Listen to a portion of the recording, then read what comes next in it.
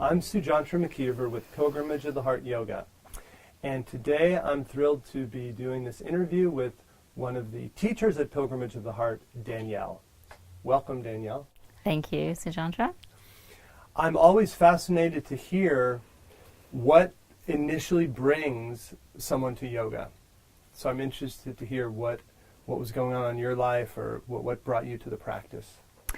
Well, I grew up seeing yoga. Actually, my mom and my grandmother both practiced yoga at home to the TV. And so I would kind of get in and out of postures and have fun with them a little bit. But I didn't get serious about yoga until I was in college. I went to college at Dartmouth College in New Hampshire, and it was very cold and very far away from where I had grown up in Hawaii. And I felt pretty far away from myself, really struggling with sort of where I was and where I was going in life and the direction I wanted to take. And I walked into my first yoga class, which was a Kripalu class, and it was so soothing and warm and nurturing to me, and I felt like I could finally kind of get back into my body, and my mind didn't feel so far away. It felt a lot more present. And this wonderful teacher, beautiful, mellifluous voice was walking around the room telling us to be compassionate with ourselves and to listen to our bodies, and that's something that I wasn't really doing at the time. So it really resonated with me, and that's why I also went to Kripalu later, much later, to finish my yoga teacher training. What a wonderful experience to do yoga as a young girl with your grandma and your mom. Yeah, it was fun. I don't know if you're familiar with Wailana, but... the Wailana yoga Wailana series, yoga, right. yeah. And so she was around even in the early 80s, and we were doing that back in Hawaii. Then you mentioned that the first class you went to was a Kripalu yoga class. Yes. And then you went on to do a teacher training within the Kripalu tradition. Yes. So what inspired you to move from practitioner of yoga to wanting to become a teacher? Well, it was about 10 years between taking my first yoga class and really connecting with it and practicing on a regular basis to becoming a teacher, deciding to go for my teacher training. And the reason was, funny enough, I was in graduate school and I wanted to practice yoga and didn't have any money and couldn't leave campus either, really, because I was studying all the time. So I founded a yoga club. I called it the Yoga Collective, for students and teachers and faculty and whoever was interested to come and practice together. And my thought was just we'd be in the same room and we'd all have our own practice. But it turned out nobody really knew very much who wanted to come. And I ended up leading it. And I didn't say I was teaching. I just said, I'll lead a few postures. And people responded well. And after I graduated with my master's, I said, while I look for a job in my field, I'll just go and get my yoga teacher training. So I did that at Kripalu in a month-long intensive. And I got back from the training and people kept calling me and saying, you want to teach yoga here? You want to teach yoga there? And so it just really, it worked out for me. And I studied international peace and conflict resolution. And so I feel like on a micro level, I'm working in international peace and conflict resolution with teaching yoga.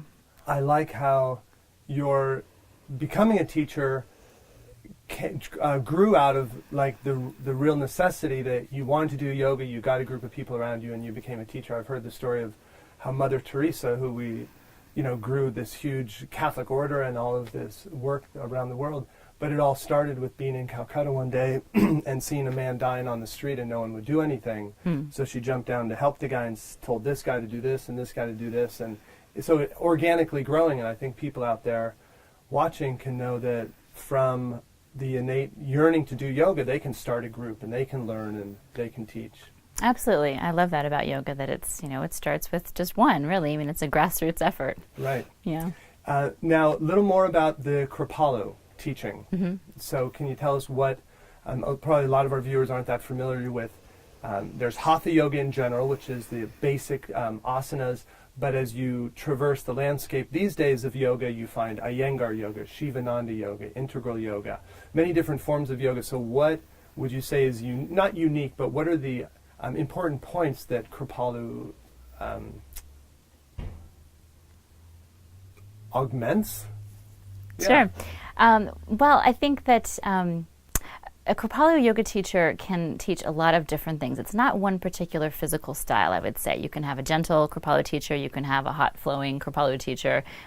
So the physical style is a lot more varied. I would say that what distinguishes Kripalu, or what really is emphasized in the tradition, is a real sense of presence on the mat, self-compassion, what I mentioned from that first Right. class, so self-awareness Compassion. and self-compassion, which then, of course, translates to compassion in the world and, good works. And attention to the breath. So we're really about, it's not necessarily in the vinyasa style of one breath per movement, but breath in every posture, pranayama specifically as well. And also the yoga of life on and off the mat.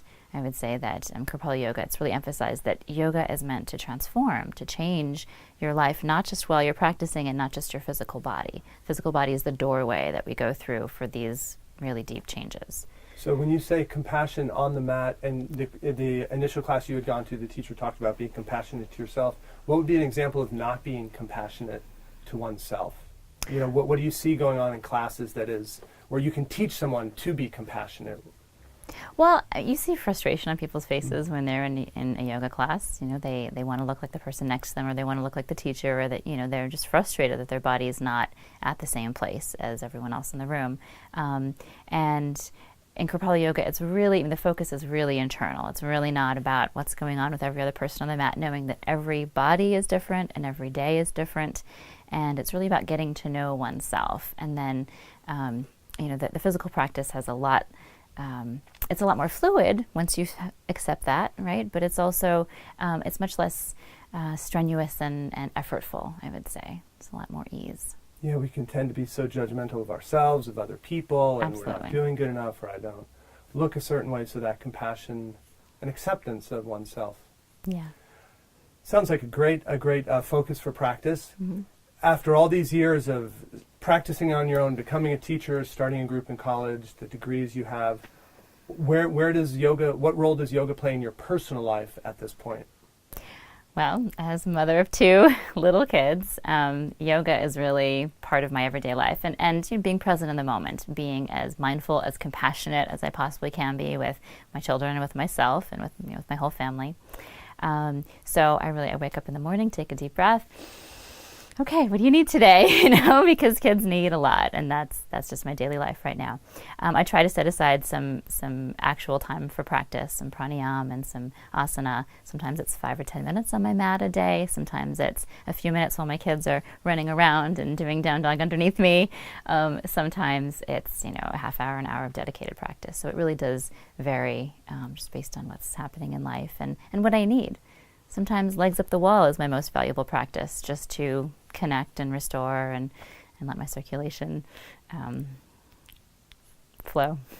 And I think in one's own personal practice, that's a big step when you know internally or outwardly what you need, and then you know what practice to go to, whether it's pranayama or legs up the wall or a certain posture, and to become aware enough of oneself and to know what how yoga can serve you in that moment.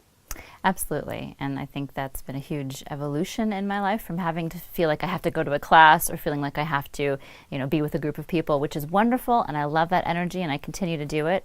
But being able to feel like I can connect inwardly, and that's my yoga. Well, great, Danielle. Thanks for sharing your insights and inspiration with us. Thank you. And this is Sujantra McKeever. Thank you for joining us. Namaste.